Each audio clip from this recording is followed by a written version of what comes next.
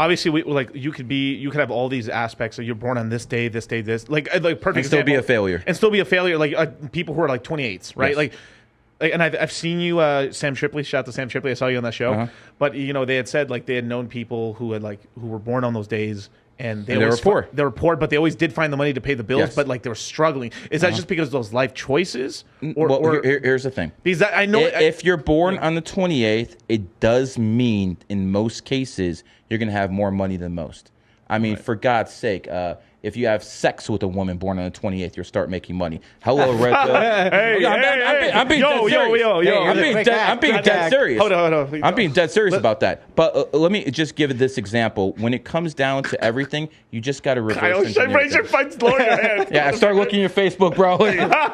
His girl's on the 28th. Vladimir Putin is worth a lot more money than Elon Musk. He got married on the 28th, and his first child was born on the 28th. Come on, man. Right. No, you guys want to go deep? Here's the deep part I want to go into, right? Was like, I know that must have kept you up at night because that is a pretty deep question of like, are we just fated swine or do we have any free will and stuff? Because like, because I could tell it did weigh on you a little bit. We have free will. Yeah. We definitely have free will. The destiny is just when we're going to die. So. Now, the next question would be, well, wait a second, Gary. Say you're supposed to die in 10 years and then you started eating healthy and you did all that good stuff. Aren't you going to live longer? Yeah, but guess what? Destiny knew you were going to do that in the first place. So here's the real question. When are we going to die? Most people don't want to know that. Well, yeah. Go ahead, Charlie. I'm cool. Hey, it's like, should we open Pandora's box? I'm good, bro. I think that's probably a good idea. Leave that one closed. 2,220. No, but just like everyone this year is in numerology, astrology, and critical thinking because it's a universal 7-year. Next year, it's right back to you guys. Crypto, finance, money. See, the NPCs, they go with the band. Right now, I'm popular because it's all about mental thinking, and that's what I actually stimulate people on the mental. That's why I'm killing all these other guys. In 2024, it goes back to financial. So I'll readjust my tactics. You guys are going to be more in supreme then. And then 2025, I'll do the same thing Tate did. You're always invited, bro. Always invited. Much appreciated, brother. No, and that's one thing that we did is like so obviously 22 was a very bad year for crypto, right? Yeah. Very bad. And very bad for a lot of people as well. Equity. Not me. Well, not for you, but I'm saying in general, like not for GG33 either. Not for GG3, but real estate, crypto. No, of course, plug away. But like it's been bad for a lot of people, especially in the financial sense, right? And we've recovered a tiny bit here, and then now we're hitting to that 24, that dragon year. This is the one thing what we did is like all our competition decided just to fuck off and do nothing, and we tripled down our effort, just kept working, kept to what we were doing, and dug people out of their holes. Some of them made it themselves, other ones just because they just barely got in. And you outwork people. Yes, you outwork people, and that's the thing people always say. Oh, well, some people born on the 28th ain't rich. They didn't work. You can have all the potential in the world. You got to put in work. I could be the smartest person in the world. I could have millions in my bank. If I can't articulate my thoughts to you, or anyone else listening, it doesn't fucking matter. Yep. Right. The mouthpiece fucking matters. You have to be in a position where you can articulate. You have to be like, for instance, if you want to talk about stocks, I'll find a way. See, this is the thing people always talk about, Gary. Why do you talk about sports? Because that's where the people are.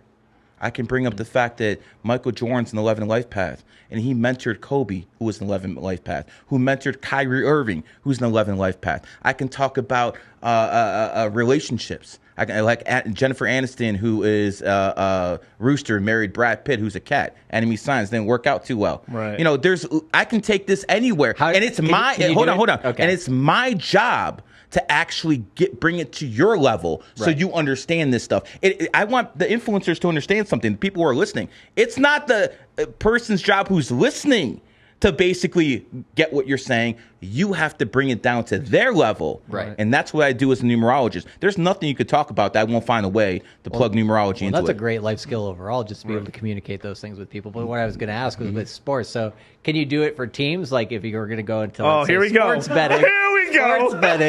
You know what I'm saying? Like Vegas is pretty big on sports betting. So Didn't judge. I'm a sports bettor. I bet about 10 to 20K a day. Okay. Wow. Some months I can be down 100K. I'll still sleep like a baby. Yep. I took Atlantic City for 1.2 million within a month. Betting parlays. That was my best month ever. Overall, I'm up, but because I bet parlays, usually I lose. But overall, money-wise, I'm up. It's just because the multiples on the parlay. Basically. Yeah. I know so little about sports. I stay away from sports. So if I ask a particular wrong city to live in.